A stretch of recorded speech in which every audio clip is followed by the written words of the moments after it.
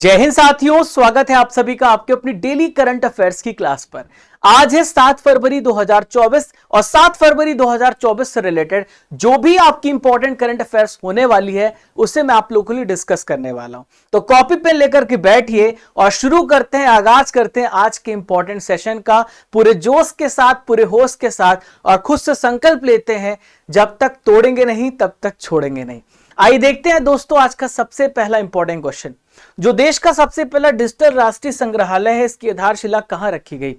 Where is the foundation stone of country's first digital national museum laid? तो दोस्तों इसका right answer हो जाएगा हैदराबाद। हैदराबाद में क्या कहां रखा गया है? हैदराबाद में रखा गया है। यहां पर डिजिटल राष्ट्रीय संग्रहालय की नींव रखी गई है, याद रखिएगा। देखिए सारनाथ में क्या है, तो सारनाथ में सारनाथ म्यूजियम है। न्यू दिल्ली में क्या है, तो वायुसेना का जो संग्रहालय है वो कहां पर है? वायुसेना का संग्रहालय कहां पर है? न्यू दिल्ली में वायुसेना का संग्रहालय। कोलकाता में क्या है? बिरला औद्योगिक और तकनीकी संग्रहालय है। अब आइए जानते हैं डिजिटल राष्ट्रीय संग्रहालय के बारे में जिसकी आधारशिला हैदराबाद में रखी गई है। तो आप मेरे पीछे ये सलारगंज म्यूजियम देख रहे हैं, ये कहां पर है? हैदराबाद में है। तो यहीं पर देश का सबसे पहला डिजिटल राष्ट्रीय संग्रहालय स्थापित किया गया है। डिजिटल राष्ट्रीय संग्रहालय का मतलब क्या है कि जितनी भी चीजें होंगी वो डिजिटल फॉर्मेट में होंगी, जिस प्रकार ग्राफिक बेस्ड होंगी, सब कुछ आपको इमेज वीडियो के माध्यम से दिखाया जाएगा। सारा कुछ जो चीजें अवेलेबल होगी डिजिटल मीडियम में होगी, इसलिए इसको हम बोले डिजिटल राष्ट्रीय संग्रहालय। अब दोस्तों आपके मन में सवाल उठ रहा होगा कि इसकी आधारशिला किसने रखी है? तो भारत के जो कल्चरल मिनिस्टर है, भारत के टूरिज्म मिनिस्टर हैं, तो ये है G Kishan Reddy. G Kishan Reddy has laid the foundation of this digital Rashtriya Sangrahalaya. दोस्तों यहां पर अगर हम बात करें तो यहां पर इसकी जो स्थापना है संग्रहालय की, ये कौन कर रहा है? तो भारत में है आर्कियोलॉजिकल सर्वे ऑफ इंडिया, जिसकी स्थापना 1861 में हुई थी, 1861 अलेक्जेंडर कनिंघम के द्वारा।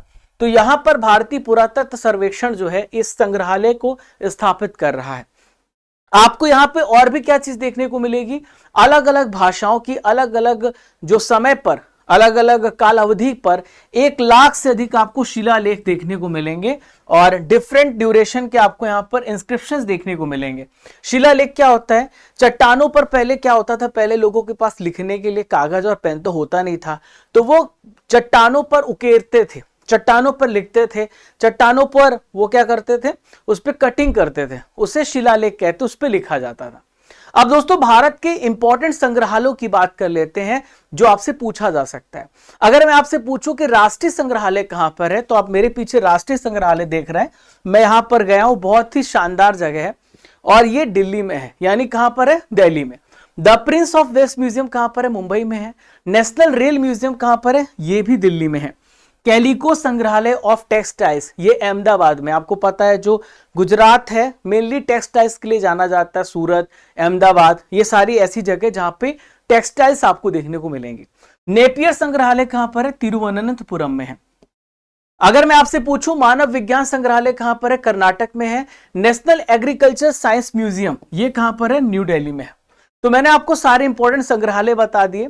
अब दोस्तों मैं आपको 2023-24 में जितनी भी प्रथम घटनाएं हुई हैं उसे भी मैं आपको डिटेल से बताने वाला हूं। अगर मैं आपसे पूछूं कि जाति जनगणना शुरू करने वाला भारत का पहला राज्य कौन सा है, तो बिहार है। लेकिन दूसरा राज्य मैं पूछूं तो आप बताएंगे इट इज आंध्र प्रदेश। भारत का 100% इलेक्ट्रिक बाइक टैक्सी की शुरुआत किसने की है? असम राज्य में इसकी शुरुआत की गई है। पीएम विश्वकर्मा योजना जो 17 सितंबर 2023 को लागू हुई, 17 सितंबर 2023 को लागू हुई, श्रमिकों के लिए इसमें लोन प्रोवाइड किया जाएगा। तो ये लागू करने वाला पहला यूनियन टेरिटरी कौन सा है? तो जम्मू कश्मीर है। भारत का पहला गर्ल्स सैनिक स्कूल की शुरुआत कहां पर हुई? मथुरा उत्तर प्रदेश, वृंदावन में हुआ है। देश का पहला डार्क स्काई पार्क, ये पेंच टाइगर रिजर्व है जो कि महाराष्ट्र और एमपी के बॉर्डर में है। अनाथ बच्चों के लिए योजना बनाने वाला जो पहला स्टेट है वो हिमाचल प्रदेश है। देश का सबसे पहला आर्टिफिशियल इंटेलिजेंस सिटी कौन सा है? तो लखनऊ है जो कि यूपी में, आपको पता है। मंगल ग्रह पर रोवर संचालित करने वाली जो पहली भारतीय महिला है वो है अक्षता कृष्णमूर्ति। कौन है? अक्षता कृष्णमूर्ति हैं जो इसरो में अभी जो नासा में काम कर रही है, भारतीय महिला है। दोस्तों आइए देखते हैं दूसरा महत्वपूर्ण प्रश्न आपसे जो पूछा जा सकता है। आइए देखते हैं सेकंड क्वेश्चन को। हाल ही में पीएम मोदी जी ने सी सर्वाइकल सेंटर का उद्घाटन किस राज्य में किया है? PM Modi has inaugurated the sea survival centre in which state? तो दोस्तों पीएम मोदी जी ने इसका जो उद्घाटन है कहां पर किया है? गोवा में किया है। कहां पर किया है? गोवा इसका राइट आंसर हो जाएगा। गोवा में सी सर्वाइवल सेंटर की स्थापना की गई है। सी सर्वाइवल का मतलब क्या होता है समझाता हूं मैं आपको डिटेल से। देखिए आपको पता है कि समुद्र में किसी भी प्रकार का डिजास्टर आ सकता है, किसी भी प्रकार की आपदा आ सकती है, तो हमें रेस्क्यू करना होता है, हमें बचाना होता है। तो रेस्क्यू ऑपरेशन की यहां पर ट्रेनिंग दी जाएगी, समुद्री रेस्क्यू ऑपरेशन की यहां पर ट्रेनिंग दी जाएगी और यहां पर सर्वाइवल सेंटर का उद्घाटन किया गया है और यहां पर ट्रेंड किया जाएगा। लगभग 10 से 15,000 लोगों को यहां पे ट्रेन किया जाएगा और किसी भी प्रकार का अगर कोई समुद्री रेस्क्यू करना हो, आपको पता है ऑयल स्प्लिट हो जाता है, जहाज पलट जाते हैं और भी किसी प्रकार की डिजास्टर आएगी तो पहले से ये तैयार रहेंगे। तो पीएम मोदी जी ने ओएनजीसी को बोलते हैं oil and natural gas corporation, तो यहां पर सी सर्वाइवल सेंटर का उद्घाटन दक्षिण गोवा के बैतूल में किया गया है पीएम मोदी जी के द्वारा। दोस्तों अब बात यहां पे ओएनजीसी की आई है, तो ओएनजीसी महारत्न कंपनी है। भारत में वर्तमान में 13 महारत्न कंपनी है। अगर मैं आपसे पूछूं कि ओएनजीसी की स्थापना कब हुई तो 1956 में। इसका हेडक्वार्टर दिल्ली में है और अरुण कुमार सिंह इसके वर्तमान में चेयरमैन है। अगर मैं आपसे पूछूं ये क्या है तो पब्लिक सेक्टर्स पीएसयू है और जो कि एक महारत्न कंपनी है जो मैंने आपको बताया। अब दोस्तों यहां पर देखें, ये देखें आप, वर्तमान में जो मंत्रालय संभाल रहे हैं ये कौन है? तो भारत के पेट्रोलियम और प्राकृतिक गैस मंत्री हैं हरदीप पुरी जी। यहां पर मैं आपको महत्वपूर्ण करंट अफेयर्स बताने वाला हूं, परीक्षा संजीवनी बताने वाला हूं, आइए ध्यान से सुनिएगा। अगर मैं आपसे पूछूं कि country's first high tech sport training centre कहां पे इनॉग्रेट किया गया है तो ग्वालियर में इसका उद्घाटन किया गया है, जो कहां पर है? मध्य प्रदेश में है। यहां पर हाईटेक स्पोर्ट्स ट्रेनिंग सेंटर का उद्घाटन किया गया। देखिए यशोभूमि कन्वेंशन सेंटर स्थापित किया गया, कहां पर? न्यू दिल्ली में। आपने देखा था G20 में मंडपम में, कहां पर? मंडपम पर G20 का कन्वेंशन हुआ था। मंडपम जगह है, आपको पता है, ये उससे दुगना है। यशोभूमि कन्वेंशन सेंटर दुगुना है, यानी बहुत बड़ा, यहां पर पूरी दुनिया का सबसे बड़ा जो है कन्वेंशन सेंटर है। यहां पर सम्मेलन होंगे, समारोह होंगे, मैंने आपको करंट अफेयर्स में बताया था। दोस्तों आप सभी देख रहे हैं 7 फरवरी 2024 के इंपॉर्टेंट डेली करंट अफेयर्स और मैं हूं आप सभी का राजा गुप्ता। लगातार 798 डेज से आपको करंट अफेयर्स पढ़ा रहा हूं। केवल 2 कदम दूर हूं जब मैं 800 यानी 800 रन बना लूंगा और अनबीटेबल हूं। लगातार आपको सुबह 6 AM पर करंट अफेयर्स पढ़ा रहा हूं, तो ये कंसिस्टेंसी का ही कारण है कि आप लोगों ने मुझे इतना प्यार दिया है। तो आपको भी पढ़ाई में इसी प्रकार से कंसिस्टेंट होना होगा, तब आप जाके सफल होंगे। आइए विशेषताओं की बात कर लेते हैं इस क्लास की। तो हिंदी इंग्लिश दोनों मीडियम में आपको क्लास मिलती है सबसे कम समय में, 1.5 से 2 घंटा में आपका बर्बाद नहीं करते, केवल आधे घंटे की आपको क्लास देते हैं जिसमें सब कुछ मिल जाता है। आपको स्टैटिक जीके देते हैं, करंट अफेयर्स पढ़ाते हैं। अब हर घर करंट अफेयर्स पहुंचे, इस ध्येय वाक्य के साथ हम इस क्लास को आगे बढ़ा रहे हैं। दोस्तों स्टडी कर हमारा एप्लीकेशन है जहां पर आपको इंपॉर्टेंट पीडीएफ और ई बुक्स मिलती है। इस क्लास की भी आपको पीडीएफ यहीं पर मिलेगी। डाउनलोड करने के बाद आपको डेली करंट अफेयर सेक्शन में जाना है जहां पर आपको डेली इसकी पीडीएफ मिल जाती है। इसके अलावा और भी मंथली मैगजीन, ईयरली मैगजीन आप यहां से डाउनलोड कर सकते हैं। राजा गुप्ता करंट अफेयर्स हमारा टेलीग्राम चैनल है, आप इसे फॉलो कर लीजिएगा। और इसके बारे में मुझे बोलना अच्छा नहीं लगता, बस आप समझ जाइए जो आपकी इच्छा हो, अपने इच्छा अनुसार, इच्छाधारी हैं आप लोग, तो आपकी इच्छा हो तो करिए, नहीं तो नहीं करिए, कोई बात नहीं। आइए देखते हैं question number 3। Brand guardianship index 2024 पेश किया गया है। दुनिया के दूसरे सबसे पावरफुल सीईओ कौन बने हैं? Who has become world's second powerful CEO in the brand guardianship index 2024? तो दोस्तों ब्रांड गार्जियनशिप इंडेक्स में मुकेश अंबानी यहां पर दुनिया के दूसरे सबसे पावरफुल सीईओ बने हैं। मुकेश अंबानी आप सभी जानते हैं, रिलायंस है, यही जो है इसे लीड कर रहे हैं, आगे बढ़ा रहे हैं, ये उसके क्या चेयरमैन है। तो यहां पर आप मुकेश अंबानी जी को देख रहे हैं, इन्होंने बहुत बड़े बड़े सीईओ को पीछे छोड़ दिया है। माइक्रोसॉफ्ट के सीईओ जो कि भारतीय मूल के ही सत्य नडेला, इनको पीछे छोड़ दिया है। गूगल के सीईओ हैं सुंदर पिचाई, इनको पीछे छोड़ दिया है। अब दुनिया के दूसरे सबसे बड़े यहां पर ब्रांड वैल्यू में सीईओ बने हुए हैं। यहां पर हम बात करें तो पहले स्थान पर कौन है? तो टेसेंट के, यहां पर आप देखें टेसेंट के सीईओ है, टेसेंट कंपनी है, उसके सीईओ है, इनका नाम है हुआ तिंग मा। हुआ तिंग मा सबसे पहले स्थान पर है। यहाँ पे टाटा सन्स के जो चेयरमैन है एन चंद्रशेखरन, ये 5th प्लेस पर है। महिंद्रा के अनीसा 6th प्लेस पर है, मैं भारतीयों की बात कर रहा हूं। और इन्फोसिस के सलील पारेख 16वें स्थान पर है, ये बात आप याद रखिएगा। अब दोस्तों बात यहां पे सूचकांक की आई है, इंडेक्स की आई है, तो मैं आपको 2024 में जितने भी भारत के इंपॉर्टेंट सूचकांक है उसको मैं आपको बताने वाला हूं। सबसे पहले हम बात करते हैं भ्रष्टाचार धारणा सूचकांक, जो अभी हाल ही में जारी हुआ। भारत में भ्रष्टाचार बढ़ा है और भारत 93 प्लेस पर पहुंच गया है। और पहला स्थान किस देश का है जहां पर भ्रष्टाचार ना के बराबर है, वो डेनमार्क है। Art and capital passport index, एक और पासपोर्ट इंडेक्स होता है हेनले पासपोर्ट के अलावा, तो भारत की रैंक इसमें 66 है और पहले स्थान पर यूएई है। अगर मैं आपसे पूछूं कि वर्ल्ड हैप्पीनेस इंडेक्स में भारत का कौन सा स्थान है, 126 प्लेस है, पहले स्थान पर फिनलैंड है। हेनले पासपोर्ट इंडेक्स में हमारा स्थान 80 है और पहले स्थान पे बहुत सारे देशों को जगह दी गई है। Singapore, Germany, France, Japan, Italy, ये सारे देश जो हैं एक साथ सबसे पहले नंबर पे बने हुए हैं। आइए बढ़ते दोस्तों चौथे महत्वपूर्ण प्रश्न, 4th क्वेश्चन की तरफ। हाल ही में केंद्र सरकार ने स्वास्थ्य सचिव किसे अपॉइंट किया है? Who has been appointed as the health secretary by the central government. तो दोस्तों यहां पर केंद्र सरकार ने स्वास्थ्य सचिव अपूर्व चंद्र को अपॉइंट किया है। किसे? अपूर्व चंद्र को। देखिए जय शाह कौन है दोस्तों? अभी तो मैंने जय शाह के बारे में आपको बताया था कि एसीसी के, एशियन क्रिकेट काउंसिल के तीसरी बार चेयरमैन बने, अध्यक्ष बने और वर्तमान में बीसीसीआई के ये क्या है? सेक्रेटरी भी हैं। कौन है? जय शाह। अनिल कुमार लाहौटी की बात करें तो try telecom regulatory authority of India के वर्तमान में चेयरमैन है, अध्यक्ष हैं। चंपाई सोरेन कौन बने हैं? झारखंड के चीफ मिनिस्टर बनाए गए हैं। झारखंड को नया सीएम मिला है, ये कौन है? चंपाई सोरेन। हेमंत सोरेन ने अभी इस्तीफा दिया और उनकी जगह पे चंपाई सोरेन आ गए। तो आप मेरे पीछे अपूर्व चंद्रा को देख रहे हैं, ये पहले सूचना और प्रसारण के सचिव थे, अब यहां पर स्वास्थ्य सचिव बने हैं, हेल्थ सेक्रेटरी बनाए गए हैं। अब दोस्तों सूचना और प्रसारण सचिव किसे बनाया गया? क्योंकि जगह तो खाली हो गई है, तो संजय जाजू को यहां पे नया सूचना और प्रसारण सचिव अपॉइंट किया गया है। इंफॉर्मेशन एंड ब्रॉडकास्टिंग मिनिस्टर यहां पे इन्हें बनाया गया है, या सचिव बनाया, सेक्रेटरी बनाया गया। अब दोस्तों मैं आपको और भी इंपॉर्टेंट सेक्रेटरीज बता रहा हूं जो भारत के विभिन्न पदों पर हैं, आपसे पूछा जा सकता है। तो भ्रष्टाचार विरोधी लोकपाल का जो सेक्रेटरी बनाया गया है, सुखबीर सिंह संधू को बनाया गया। आशीष कुमार भूटानी को यहां पर सहकारिता मंत्रालय के सचिव बनाया गया। सहकारिता मंत्रालय के मंत्री अमित शाह हैं, जो भारत के गृह मंत्री भी हैं। राजकुमार गोयल की बात करें तो सीमा प्रबंधन विभाग का इन्हें सचिव बनाया गया है। पवन कुमार जी फाइनेंस मिनिस्ट्री में मुख्य सलाहकार हैं।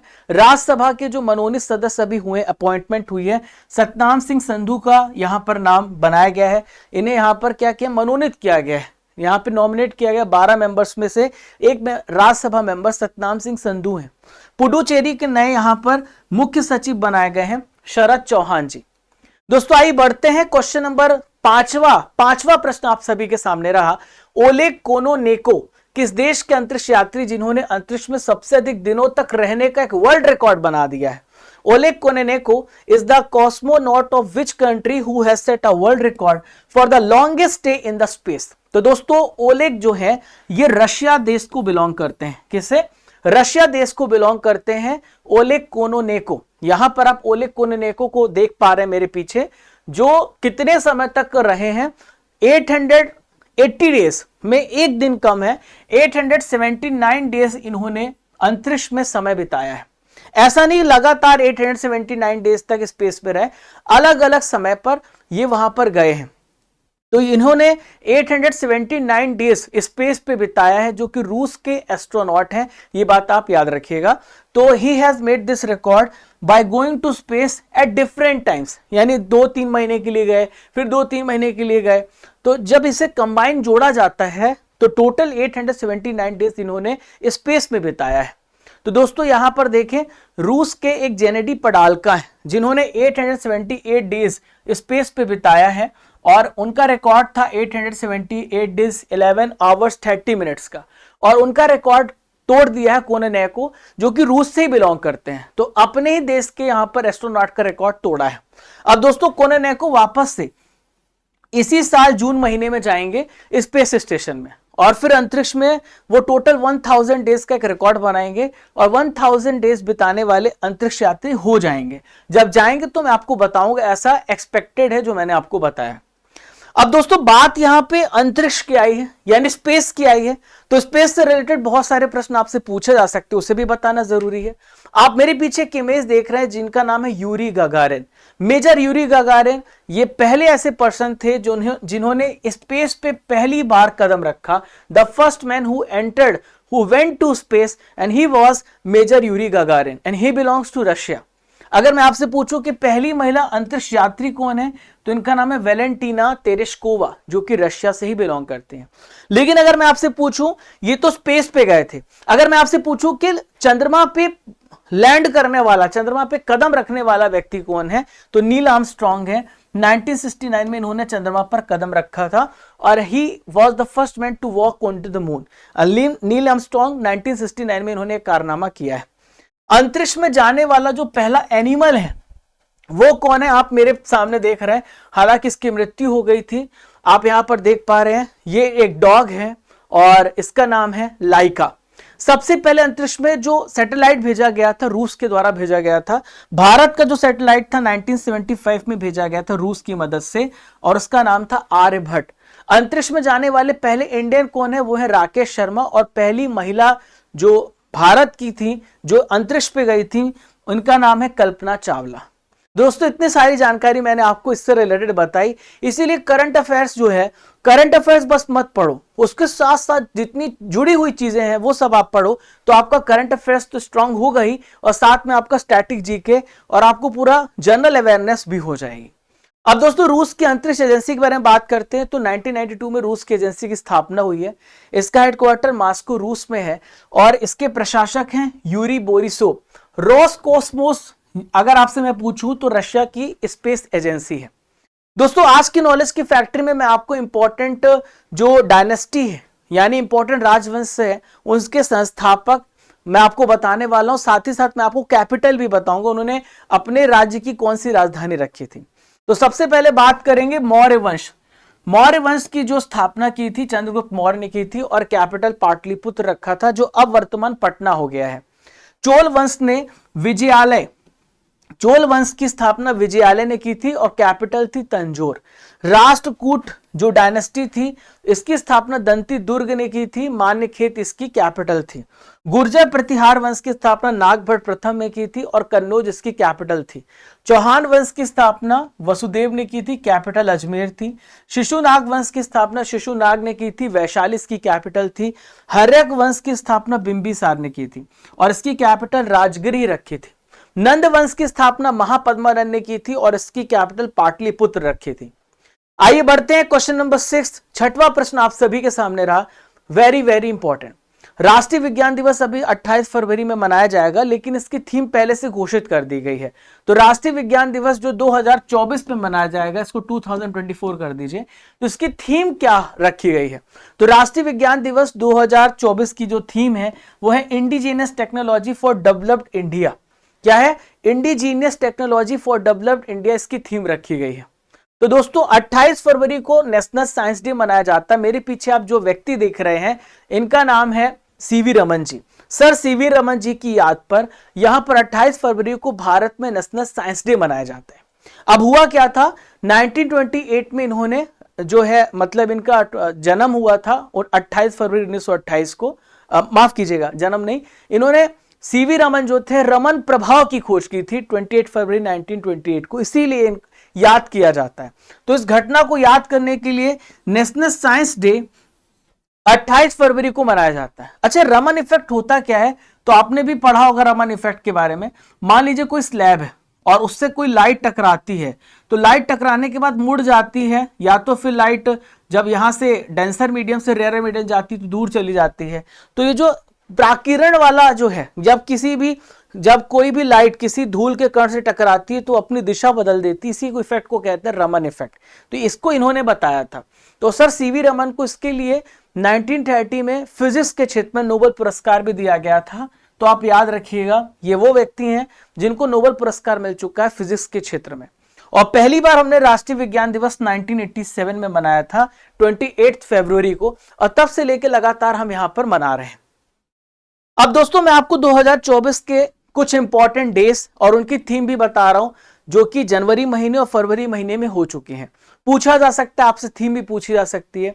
तो वर्ल्ड कैंसर डे की इस बार थीम है very very important, together we challenge those in power. तो इसका राइट आंसर क्या हो जाएगा? 4 फरवरी का जो थीम है वो है together we challenge those in power. विश्व ब्रेल दिवस की थीम अगर मैं आपसे पूछूं, जो कि 4 जनवरी को मनाया जाता है, holistic wellness mind body and soul. Next है, यहां पर बात करें विश्व हिंदी दिवस जो 10 जनवरी को मनाया जाता है, वो है bridging traditional knowledge and artificial intelligence. ठीक है। नेक्स्ट है भारतीय सेना दिवस जो कि 15 जनवरी को मनाया जाता है, इसका थीम है in service of the nation. अभी गणतंत्र दिवस मनाया गया 26 जनवरी को, और 26 जनवरी का जो थीम था वो था विकसित Bharat, developed India and Bharat लोकतंत्र की मातृका, और India the mother of democracy English में आप बोले तो ये इसकी थीम रखी गई थी। आइए दोस्तों बढ़ते क्वेश्चन नंबर 7 की तरफ। 6 प्रश्न आपने बहुत अच्छे से डिटेल से पढ़े। अब आइए बढ़ते 7वें क्वेश्चन की तरफ। 7वां प्रश्न आप सभी के सामने रहा, पहली बिम्स्टेक एक्वाटिक चैंपियनशिप का शुभारंभ कहां किया गया? Where has first BIMSTEC aquatic championship been launched? तो जो पहली बिम्स्टेक एक्वेटिक चैंपियनशिप है ये न्यू दिल्ली में, कहां पर? न्यू दिल्ली में इसका शुभारंभ किया गया है। देखिए बेंगलुरु में क्या हुआ था, 3D प्रिंटेड पोस्ट ऑफिस के उद्घाटन हुआ है। अगर मैं आपसे पूछूं कि वैश्विक समुद्र सम्मेलन कहां पर हुआ था? ये चेन्नई में हुआ था, वैश्विक समुद्र सम्मेलन। फरीदाबाद में अभी हमने आपको करंट अफेयर्स में बताया था, राष्ट्रपति द्रौपदी मुर्मू जी ने यहां पर क्या सूरज कुंड एक जो इंटरनेशनल मेला है, सूरज कुंड फेस्टिवल की शुरुआत की है, कहां पर? फरीदाबाद हरियाणा में। ठीक है, तो याद रखिएगा। तो न्यू दिल्ली आपको याद रखना है, न्यू दिल्ली जहां पर क्या हुआ है, अभी पहला बिम्स्टेक एक्वेटिक चैंपियनशिप का शुभारंभ किया गया। और दोस्तों भारत के जो स्पोर्ट्स मिनिस्टर आप मेरे पीछे देख रहे हैं, तो ये है अनुराग सिंह ठाकुर ने न्यू दिल्ली में पहले बिम्स्टेक एक्वेटिक चैंपियनशिप का यहां पर इनॉग्रेशन किया है। दोस्तों यहां पर एक्वेटिक नाम लिखा हुआ है, तो एक्वेटिक का मतलब होता है जो भी यहां पर खेल होंगे वो किससे रिलेटेड होंगे? वाटर से रिलेटेड होंगे, स्पेशल वाटर इवेंट्स होंगे। तो जल के विशेष स्पर्धाओं का यहां पे प्रतियोगिता होगी। और बिम्स्टेक में टोटल 7 मेंबर्स आते हैं, 7 सदस्य आते हैं, अभी मैं उसके बारे में भी आपको बताऊंगा। वो सारे 7 देश इसमें पार्टिसिपेट कर रहे हैं। इसमें डाइविंग, वाटर पोलो, स्विमिंग, ऐसे बहुत सारे खेल होंगे। कौन विनर बना मैं आपको बताऊंगा इसके बारे में। तो बिम्स्टेक के बारे में हम जानते हैं, तो बिम्स्टेक का फुल फॉर्म होता है the bay of Bengal initiative for multi sectoral technical and economic cooperation. देखिए इसका मेनली जो गठन हुआ था तकनीकी सहायता और आर्थिक समृद्धि के लिए किया गया था, कि एक दूसरे को मिलकर के हम तकनीकी और आर्थिक रूप से मजबूत करेंगे।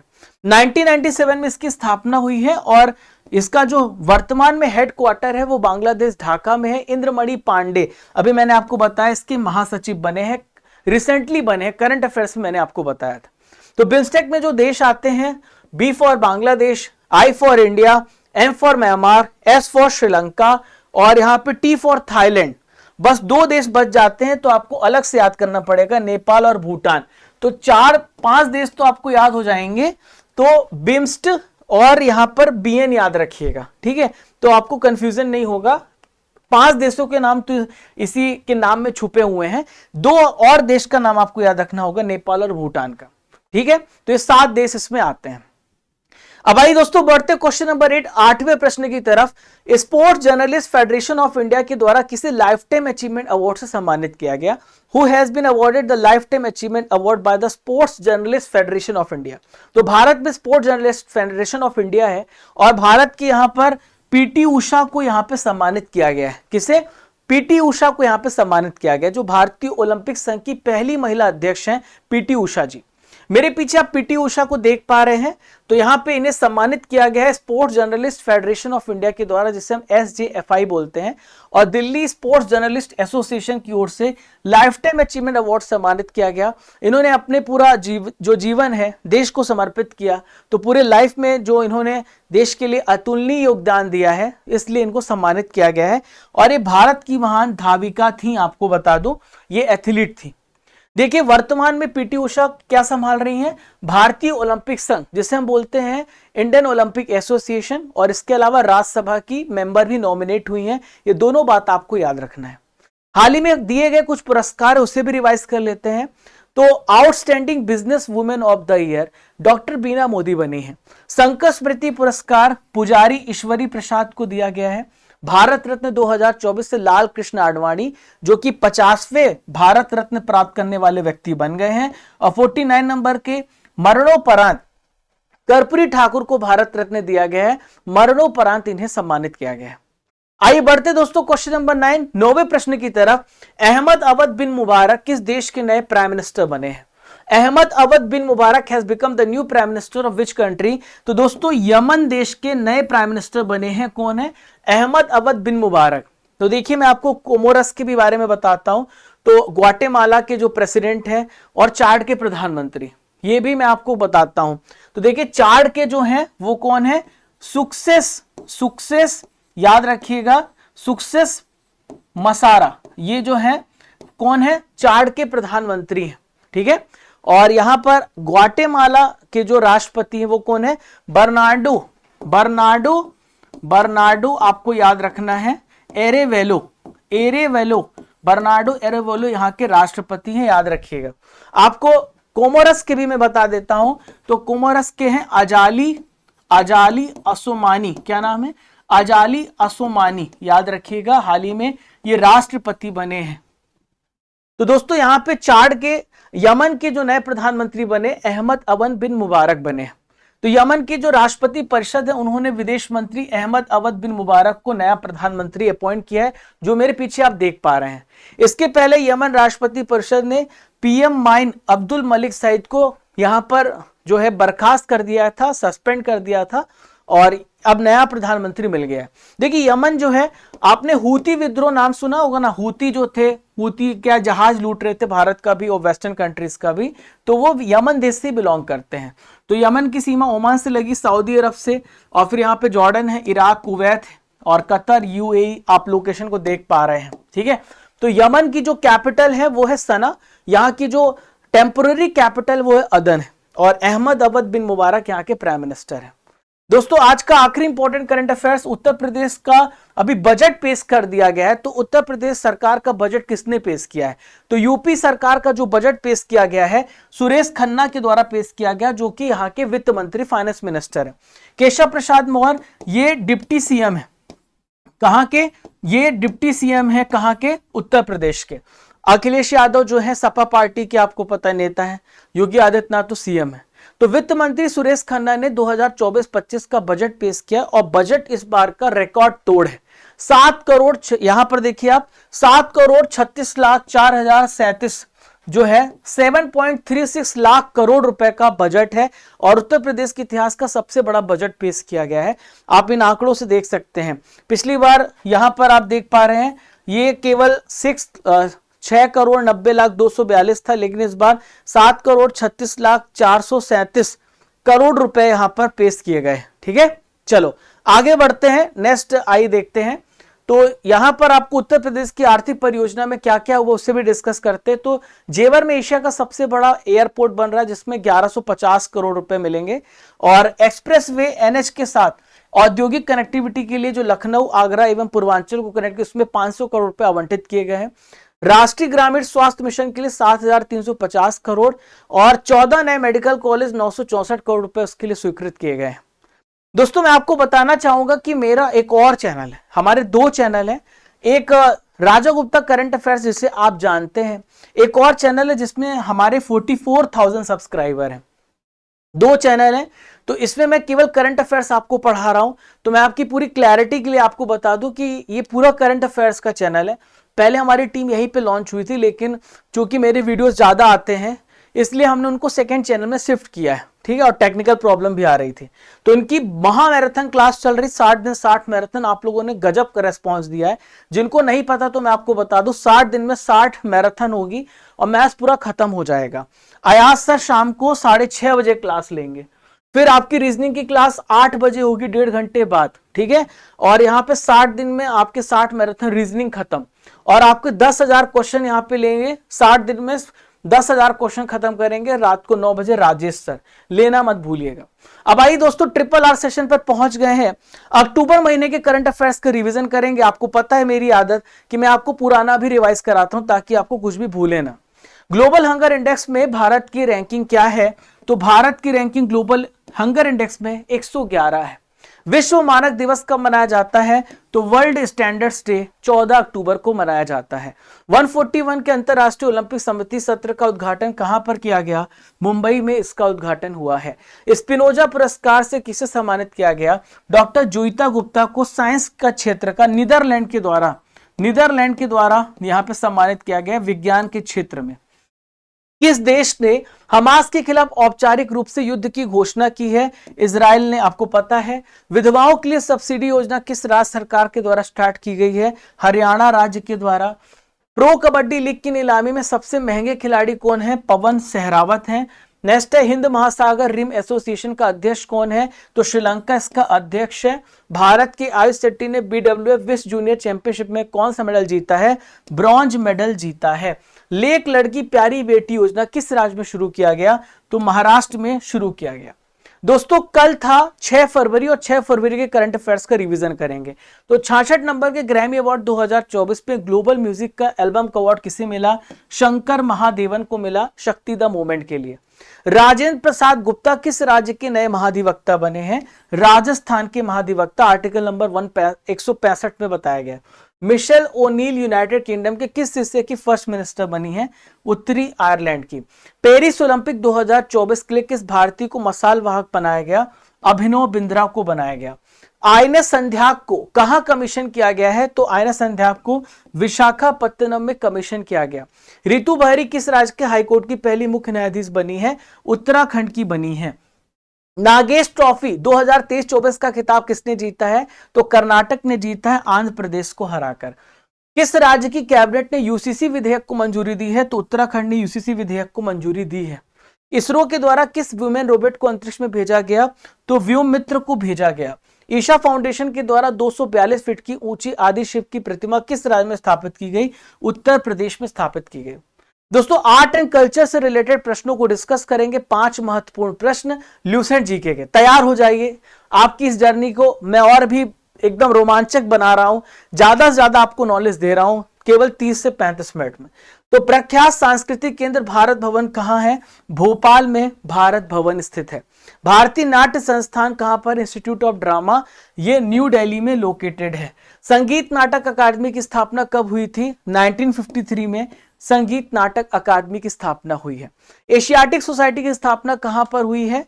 तो कोलकाता में हुई थी विलियम जोन्स के द्वारा 1784 में। नेक्स्ट है भारतीय पुरातत्व सर्वेक्षण संस्थान की स्थापना कब की गई थी? 1861 में। अब दोस्तों आपका आखिरी में टेस्ट होने वाला। आपको पता है कि मैं पूरा जब पढ़ा लेता हूं तो आपका टेस्ट लेता हूं ताकि पता चले कि आपका दिमाग का प्रेजेंस कितना अच्छा है। भारतीय रेल संग्रहालय कहां पर है? तो इंडियन रेल म्यूजियम दिल्ली में है। भारत का पहला गर्ल्स सैनिक स्कूल की शुरुआत कहां की गई? तो मथुरा वृंदावन में की गई है। ओएनजीसी की स्थापना कब हुई है? तो ओएनजीसी की स्थापना 1956 में हुई है। भ्रष्टाचार धारणा सूचकांक में भारत की रैंक क्या है? भारत की रैंक 93 है। पहले नंबर पे डेनमार्क है। पुडुचेरी के जो चीफ सेक्रेटरी बने इनका नाम क्या है? शरद चौहान इनका नाम है। अंतरिक्ष में प्रवेश करने वाले पहले व्यक्ति कौन है? तो ये यूरी गागारिन है, मेजर यूरी गागारिन, रशिया को बिलोंग करते हैं। रोसकोसमोस किस देश की अंतरिक्ष एजेंसी है? रशिया की स्पेस एजेंसी है। बिम्स्टेक का हेडक्वार्टर कहां पर है? तो ढाका बांग्लादेश में बिम्स्टेक का हेडक्वार्टर है। आईसीसी पुरुष T20 cricketer of the year 2023 किसे चुना गया? तो यहां पर सूर्य कुमार यादव को लगातार दूसरी बार ICC T20 cricketer of the year चुना गया। सुरेश खन्ना किस राज्य के फाइनेंस मिनिस्टर है? इन्होंने बजट पेश किया यूपी का। उत्तर प्रदेश के फाइनेंस मिनिस्टर है। आज का सवाल है दोस्तों आप लोगों के लिए, जाति जनगणना शुरू करने वाला दूसरा राज्य कौन सा है? इसका आंसर आपको कमेंट बॉक्स पे देना है। आप मेरे पीछे एक इमेज देख रहे हैं, आप मुझे इनके बारे में डिटेल से बताइए कौन है। ठीक है दोस्तों, यहाँ पे मंथली मैगजीन लॉन्च हुई है जनवरी महीने की, हिंदी इंग्लिश दोनों माध्यम में। ईयरली मैगजीन भी लॉन्च हुई है। इस क्लास की पीडीएफ भी आपको स्टडी कर एप्लीकेशन पर मिलेगी। आपको स्टडी कर एप्लीकेशन डाउनलोड करना है जहां पर आपको सारी फैसिलिटीज मिलने वाली है। राजा गुप्ता करंट अफेयर्स हमारा टेलीग्राम चैनल है। For important notification, important updates and important test you can join our Telegram channel Raja Gupta current affairs. दोस्तों हमारा इंस्टाग्राम हैंडल भी राजा गुप्ता _ऑफिशियल, आप मुझे वहां भी ज्वाइन कर सकते हैं। हमारे बहुत सारे सोशल मीडिया हैंडल्स, ताकि आप मुझे पर्सनल मैसेज भी भेज सकते हैं और कई लोगों का मैं रिप्लाई करता रहता हूं। और कमेंट बॉक्स पर भी आप अपना जो है राय या फिर किसी प्रकार क्वेश्चन वो भी दे सकते हैं, वहां पर भी रिप्लाई कर सकता हूं। आमतौर पर मैं इसमें एक्टिव हूं तो डायरेक्ट मुझे मैसेज मिल जाता है। कमेंट बॉक्स इतने आते हैं कमेंट कि उसको पढ़ना मुश्किल हो जाता है, पर फिर भी हमारी टीम इसमें लगातार लगी रहती है। तो दोस्तों चलने का समय हो गया है, इजाजत दीजिए और फिर मिलेंगे हम इंपॉर्टेंट लेक्चर के साथ आज। और दोस्तों एक बात ध्यान रखिएगा कि आप अपनी कंसिस्टेंसी को रोज मेंटेन कीजिए। जिस प्रकार से डेली करंट अफेयर्स पढ़ते उसी प्रकार से 2 स्लॉट में पढ़ाई करिए, 3 घंटे सुबह 3 घंटे शाम, या 4 घंटे सुबह 2 घंटे शाम, या लगातार भी पढ़ सकते हैं, लेकिन 6 घंटे मिनिमम आपको डेली पढ़ना है, मेंटेन करना है। 24 घंटे में 6 घंटे पढ़ाई को देना ही देना है। तो दोस्तों मिलते हैं, तब तक के लिए जय हिंद जय भारत। खुश रहिए, मुस्कुराते रहिए और खुद से कहिए आज के दिन, जब तक तोड़ेंगे नहीं दोस्तों तब तक छोड़ेंगे नहीं।